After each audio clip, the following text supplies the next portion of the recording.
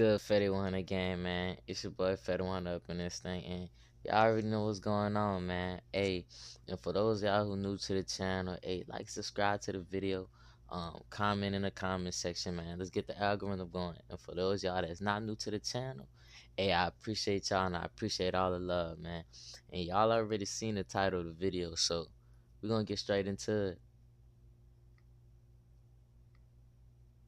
Youngan's brutal murder shocked the rap game back in 2022, but nobody expected what his homies were gonna do to get revenge. They allegedly started sliding on the ops less than an hour after Jaydayoungan died, and now the whole crew is facing a Rico case. Jaydayoungan's hometown of Bogalusa, Louisiana isn't in the news much. It's in the middle of nowhere and only has around 10,000 people that live there, but it has one of the highest crime rates in America. And for a few hours on July 27th, 2022, it turned into a Hey, I ain't gonna need much cap though, man. Since bro died, it had been like quiet, bro. You barely been hearing anything like about the case as a whole and just everything like that, man. I don't even know if they caught the dudes who did it, really.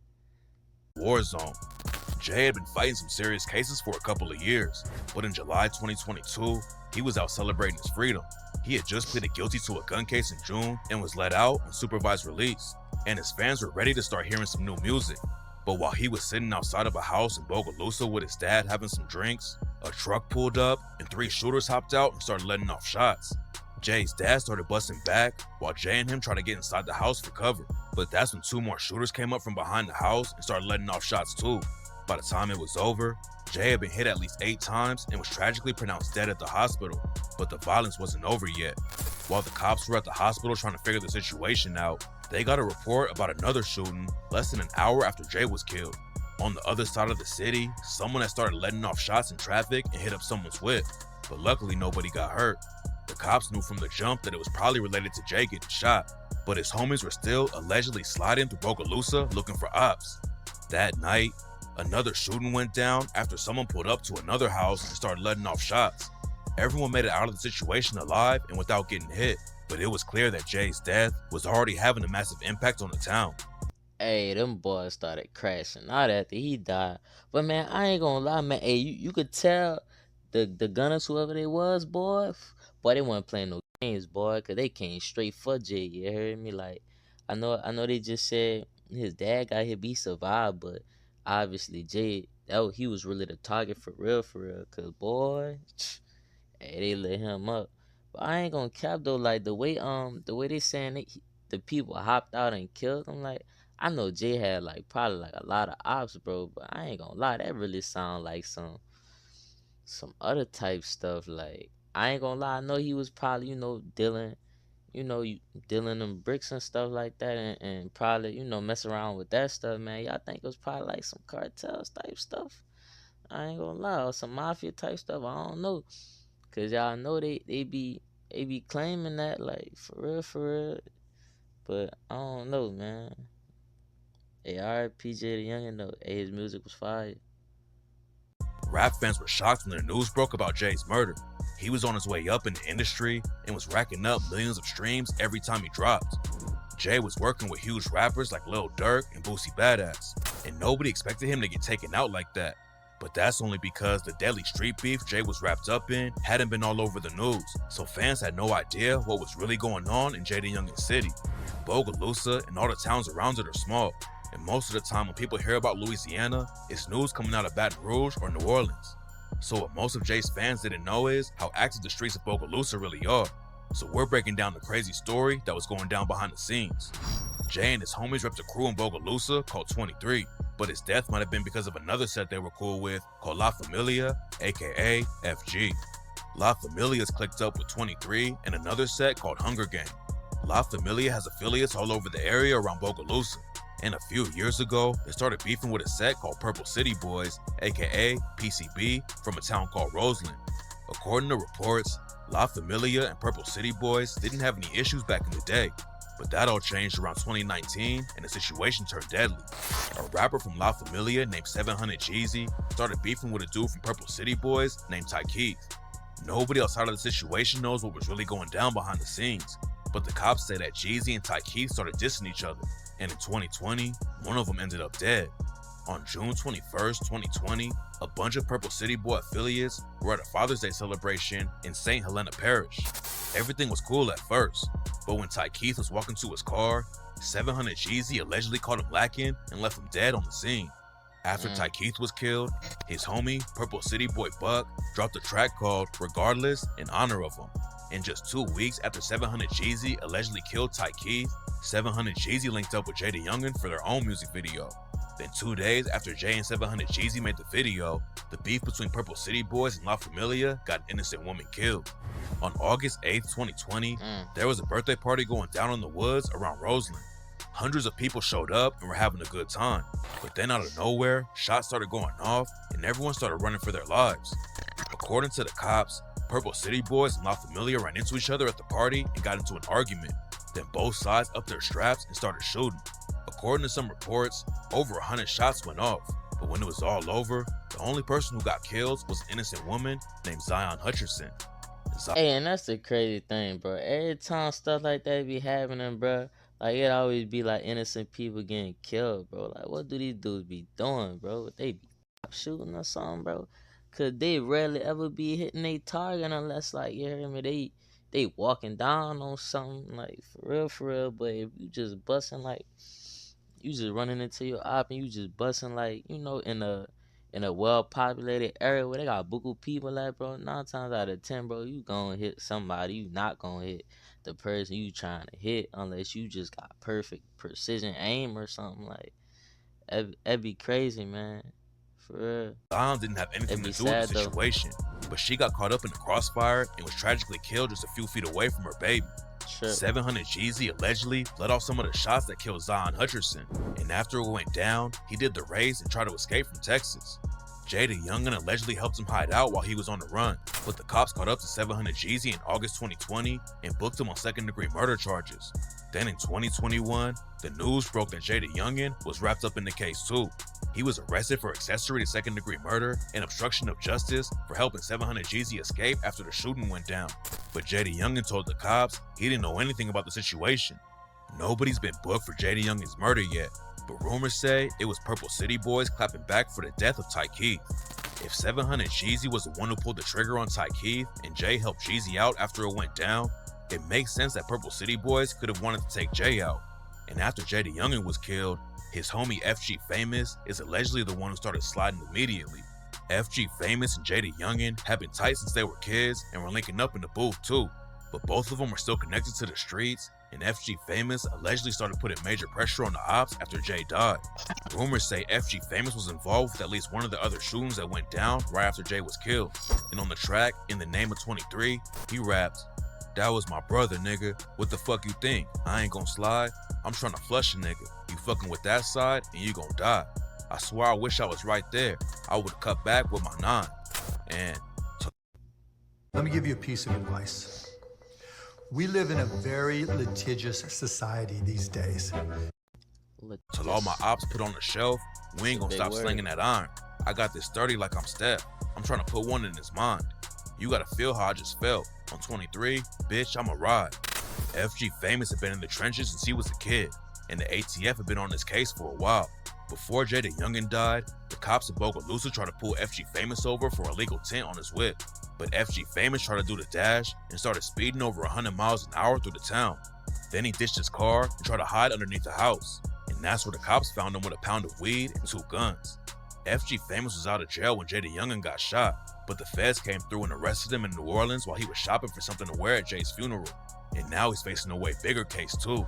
In February 2024, news broke that a bunch of Jaydayoungan's homies were getting hit with the Rico case. The feds have been investigating them for years and claim they've been running drugs and guns all over Louisiana, killing ops, and way more. One of the dudes named in the indictment is Kelzon Clark, aka Boo, and Jaydayoungan allegedly shouted him out on the track Evil when he raps, "Who claim they gon' step for you? Heard these bitch ass niggas tripping. Shit, I know just what to do.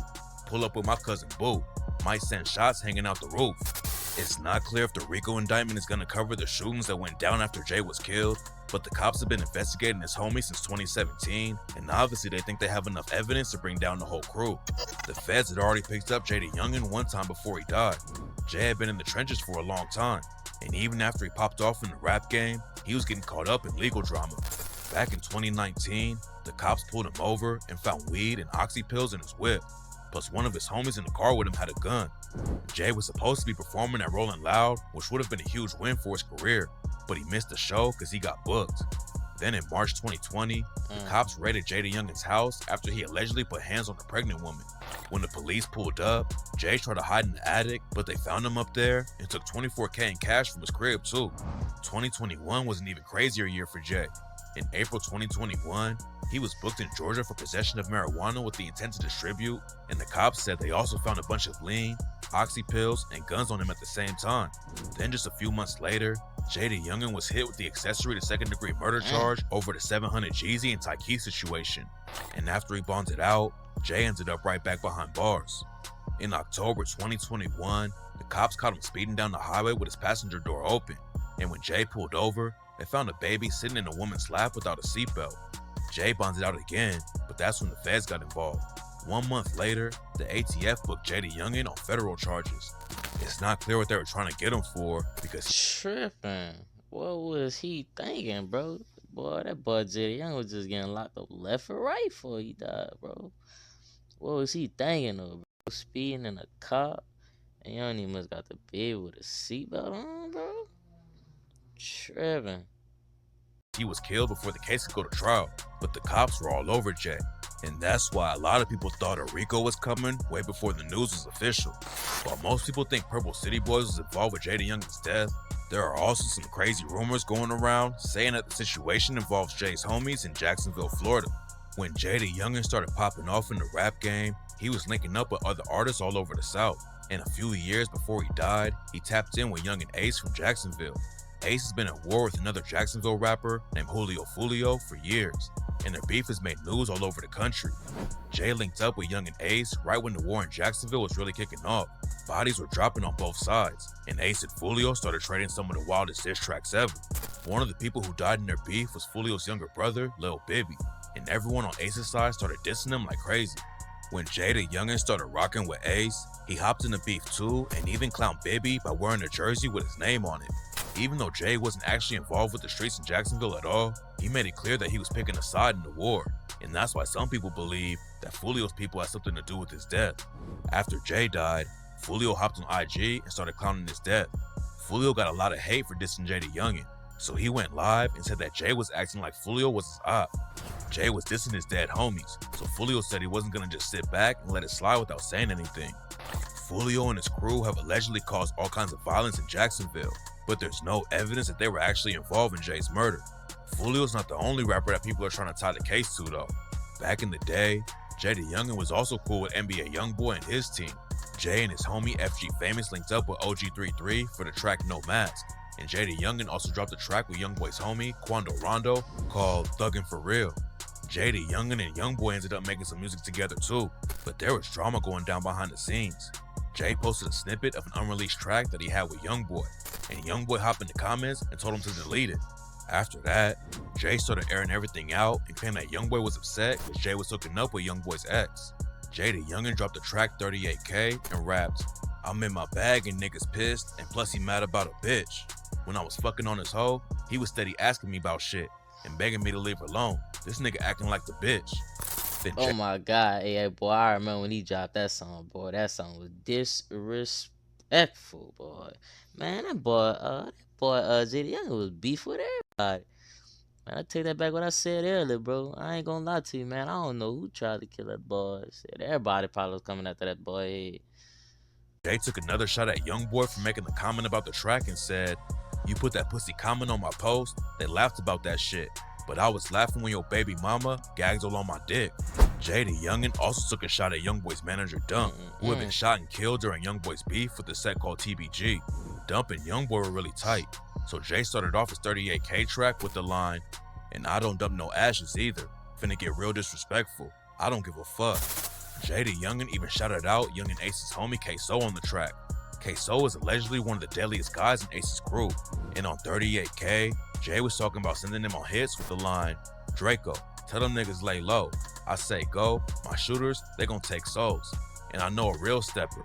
Shout out K-So, and I know a real hoe, they call him Baby Joe.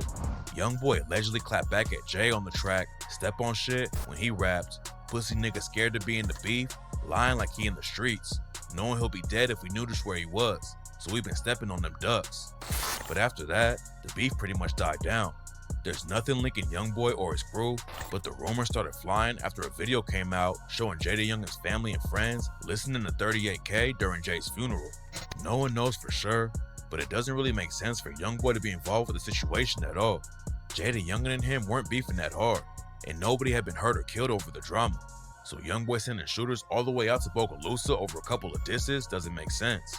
But now Jay's homies are all facing a Rico case, and people almost always start flipping when the whole crew gets wrapped up like this. Thanks. Pretty much nobody beats a Rico if they take it to trial, so some of the dudes will probably start telling everything to get a plea deal.